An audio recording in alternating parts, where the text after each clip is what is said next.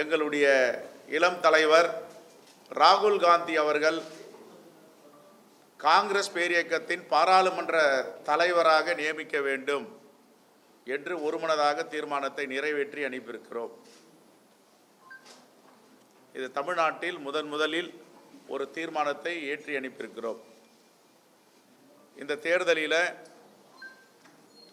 ஏறக்குறைய 100 வாக்குகள், 500 வாக்குகள், 1000 வாக்குகள் என்று 25க்கும் மேற்பட்ட தொகுதியில் வெற்றி வாய்ப்பை இந்தியா கூட்டணி இழந்திருக்கிறது. குறிப்பாக உத்தரப்பிரதேசத்தில் 1 வாக்குகளில் வெற்றி பெற்றவர் மறு வாக்குப்பதிவு கேட்டவுடன் 48 வாக்குகளில் பாஜக வெற்றி பெற்றது என்று அறிவித்திருக்கிறார்கள். தேர்தல் ஆணையம் தொடர்ந்து இப்படிப்பட்ட இமாலய தவறுகளை செய்திருக்கிறது. நேற்றைய தினம் எங்களுடைய விருதுநகர் நாடாளுமன்ற வெற்றியை தேமுதிக சில சந்தேகங்களையும் கேள்வியையும் எழுப்பியிருக்கிறது. அங்கே 24 மணி நேரமும் சிசிடிவியை வைத்து வாக்கு எண்ணிக்கை நடைபெற்றிருக்கிறது. அதில் எந்த தவறும் நடக்கவில்லை.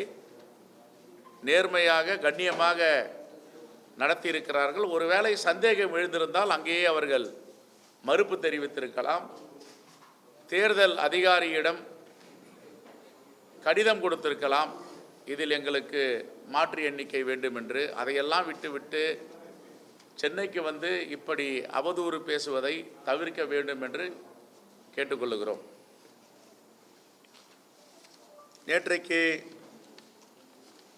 வேலுமணி அவர்கள் அதிமுகவினுடைய மேலாள் அமைச்சர் பத்திரிகையாளரை சந்திப்பின் பொழுது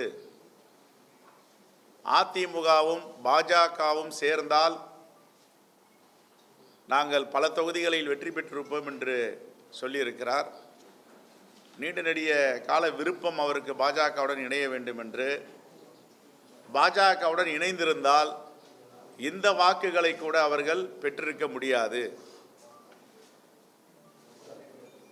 எப்படி இந்த ஆசை அவருக்கு வந்தது என்று தெரியவில்லை.